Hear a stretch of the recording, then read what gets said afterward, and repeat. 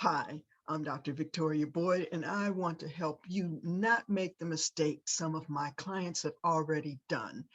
It's important that you know the steps to start a nonprofit, so I'm going to go through these steps so that you won't make those same mistakes. Starting a nonprofit is different from starting a business. It's relatively easy to start a business. You file your LLC with the state, and then you pay your business license and you start working. But when you're filing and creating a nonprofit, there are several layers or steps that you must go to. Now, many people think they need to go to a lawyer or a CPA. Okay, if you trust them and if they know the nonprofit cycle. That's why I want to help you not make that same mistake, because recently I've just worked with a couple of clients that even though the lawyers had good intentions, the nonprofit area just was not their specialty. They didn't understand many of the layers and nuances. And so unfortunately, I had to go in and clean up some of the work that had been done. So as a quick overview, what you need to do to start a nonprofit, you're going to go through several different phases. First of all, you need to pick 3 board members, at least 3, a president, a treasurer, and a secretary. These will be your governing body and who's going to lead that organization. You also need to think about the name that you're going to use. Don't use some acronym or something that people will find hard to spell. You want people to be able to find you and your services. So now let's just get into what process has to be done. First, you're going to be filing on the state level. You need to become a corporation. Yes, a nonprofit corporation. And that starts on the state level by filing with your state Secretary of State. In different states, it's called different things. Sometimes it's called certificate of incorporation, articles of incorporations, articles of creation, many different names, but generally they're considered articles of incorporations, and they will include your forming documents, which later you'll hear the IRS looks for. So you will start by getting that name and thinking about how you want to position by writing purpose statements. Now, every state is different, and states' requirements don't necessarily align with IRS requirements, which you must keep in mind at this point. So therefore, when you're writing your purpose statement, make sure you look up what IRS requires as a purpose to become an IRS 501c3 organization. So in your articles of incorporation, you'll have all of these different elements. The state will ask you to answer certain questions, but mainly the 3 things they look for are your resident agent. What will be your address in that state? Because that is how you're eligible to file a corporate status in that state.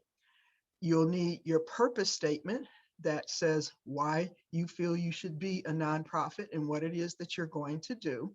And then you'll fill out your list of officers and other details. Once again, each state is different.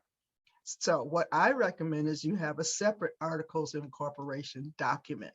Now, once you have filed with the state, and that generally runs between $50 and $100, it depends on your state's what they require, then why don't you go and grab your EIN? You can do that through the irs.gov website. You can do everything online, but once again, you'll need the actual name that you'll be filing with, the legal name, the legal address, and that's pretty much. Whoever's filing and obtaining it, you'll enter your social security and your address, and then you'll receive your EIN number. Once you get your state documents back, your articles of incorporation, now you can file for the 1023. Many organizations I see skip the state level, and that means you're really not fully legal. They just go straight to the IRS. IRS has become much more not lenient, but they've started looking at that process a whole lot closer. And now they are actually going into the state files and checking your documents of formation. So Do the state first, then start it. So once you get back your state charter, now you're going to file the federal 1023 application. It can be quite complicated. And this is where businesses, they don't have to do all this, but you're asking for a special tax code. And basically what you want to be is granted permission to use the 501c3 tax exemption code for your organizations, activities, and how you spend your money, how you gather money, how you solicit donations. All of these things are asked for. The form, for the long form, it's quite long, and you'll have to know your narrative and things. Some people think that you have to have 3 years of budget. That is not the case. You don't have to go through 3 years before you file. They ask for a 3-year budget projection.